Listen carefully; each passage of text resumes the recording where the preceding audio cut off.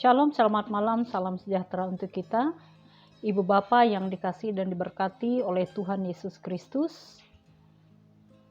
Pada malam hari ini kita akan bersama-sama merenungkan bagian firman Tuhan yang terdapat di dalam kitab Perjanjian Baru, yaitu Injil Lukas, pasal yang ke-22 ayat yang ke-31 sampai yang ke-32. Dengan tema kita malam hari ini, kuat iman jika melekat dengan Tuhan. Sebelumnya mari kita bersama-sama berdoa. Tuhan Allah Bapa di surga, kami bersyukur jikalau pada malam hari ini kembali kami diperhadapkan dengan kebenaran firman-Mu. Yang kami tahu firman Tuhan itu sungguh bermanfaat bagi kehidupan kami, supaya kami senantiasa tetap kuat, tetap teguh dan setia kepada Tuhan. Berkati kami semua ya Tuhan yang akan mendengarkan firman Tuhan pada malam hari ini. Karuniakan juga hikmat-Mu bagi hamba yang berbicara. Dalam nama Tuhan Yesus Kristus kami berdoa dan mengucap syukur. Amin. Bapak Ibu Saudaraku yang dikasihi Tuhan, dalam nas ini Yesus memperingatkan Petrus bahwa setan meminta izin untuk menampi para murid seperti gandum dan menggoncang mereka untuk memisahkan gandum dan sekam. Berbicara tentang penampian dalam nas kita berasal dari akar kata tampi dan menjadi kata kerja menampi. Dalam arti sempitnya adalah memisahkan atau mengurai. Nah, dalam arti lengkap, usaha untuk memisahkan dua unsur atau dua benda dengan menggoncang. Nah, dalam Lukas pasal 22 ayat 33 ini khususnya, Yesus menggunakan kata dari bahasa Yunani yaitu siniaso untuk kata menampi. Yesus berkata, Simon, Simon, lihat iblis telah menuntut untuk menampi atau siniaso kamu seperti gandum. Nah, kata menampi di sini berarti ada gerakan yang dinaikkan dan diturunkan. Lebih menunjuk kepada tindakan untuk menggoncang. Nah, saudara-saudara yang dikasihi Tuhan, hari-hari ini adalah di mana kita masuk ke masa menuai. Masuk ke masa menampi. Di masa penampian ini dunia akan mengalami goncangan di berbagai aspek kehidupan. Masa penampian adalah masa penegasan. Artinya, orang percaya ditantang untuk memilih untuk mengikut siapa. Apakah ia mengikut Tuhan atau mengikut dunia ini. Dan tantangan itu berasal dari keadaan dunia yang digoncang oleh Tuhan dengan berbagai goncangan. Nah, sesuai dengan firman Tuhan, bahwa masa ini adalah masa yang sukar dan semakin sukar. Harus dicamkankan oleh kita semua bahwa ini bukan zaman damai. Ini bukan zaman kelimpahan secara duniawi, di mana orang percaya tidak lagi menghadapi tantangan dan pencobaan hidup. Tetapi dalam hal ini, baik orang Kristen maupun di luar Kristen akan mengalami goncangan. Sebagaimana tertulis di dalam Lukas 21 ayat 34 sampai 36. Dan hal ini ditandai dengan berbagai krisis.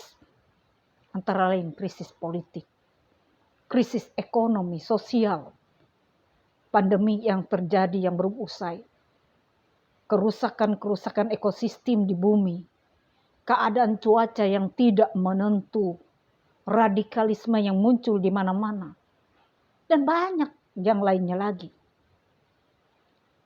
Di dalam dunia rohani atau moral, ini adalah masa perang, masa konflik rohani yang paling sukar.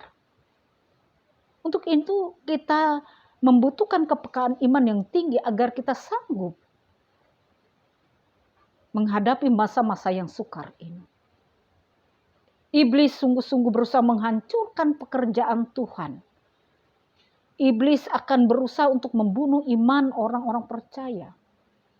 Orang-orang percaya akan makin diperhadapkan dengan berbagai tantangan yang mengancam iman dan kesetiaan yang murni kepada Kristus. Karena itu Bapak Ibu yang kekasih dalam Tuhan, kita harus dapat mengenali ancaman-ancaman tersebut dan menemukan cara untuk menghadapinya. Saudara-saudaraku yang dikasihi dalam Tuhan, dalam nas kita selanjutnya diungkapkan bahwa Petrus sangat percaya pada janji yang ia ucapkan kepada Yesus.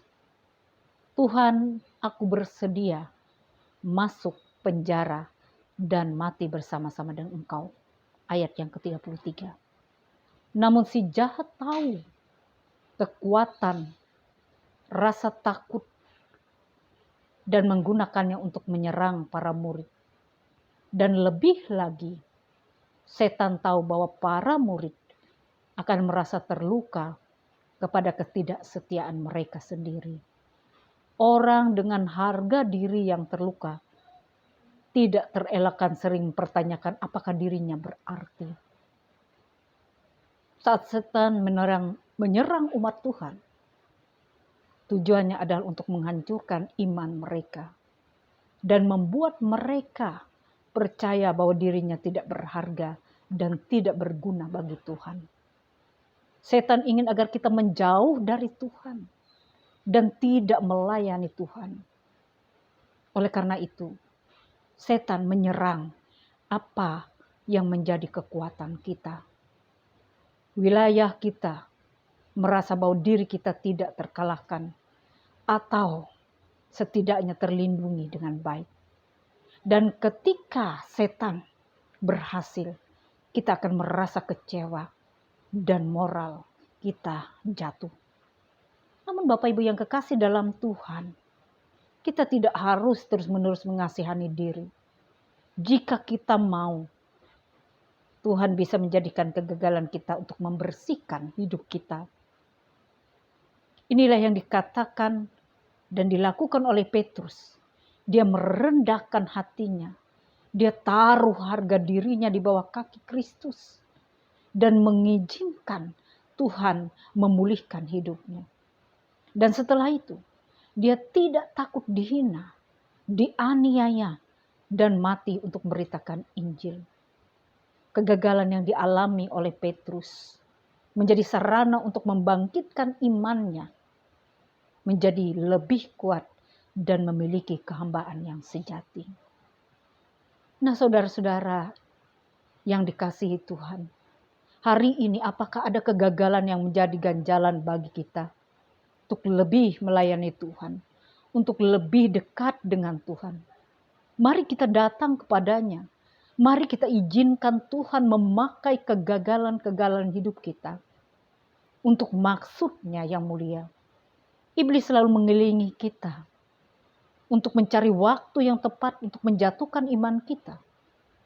Karena itu mari kita menjaga kesetiaan iman kepada Tuhan Yesus yang telah mengorbankan nyawanya untuk menebus dosa manusia dan memberikan keselamatan yang kekal kepada setiap orang yang percaya. Saudaraku, menghadapi keadaan ini, orang percaya dipanggil untuk memiliki hubungan pribadi dengan Tuhan.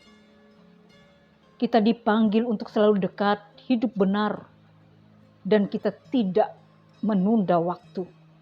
Setiap kita harus sungguh-sungguh bergaul dengan Allah. Hal ini akan memberikan kepada kita kecerdasan dan kepekaan rohani, dan membuat kita mampu menghadapi keadaan yang sukar ini. Dan tampil sebagai pemenang. Dalam hal ini, orang percaya memiliki kepekaan dari Tuhan sendiri untuk mengenali, untuk membedakan segala roh. Orang percaya akan dibawa kepada karunia-karunia roh yang membukakan banyak rahasia surgawi. Kuat iman kita jika kita melekat pada Tuhan. Tuhan memberkati kita. Amin. Shalom.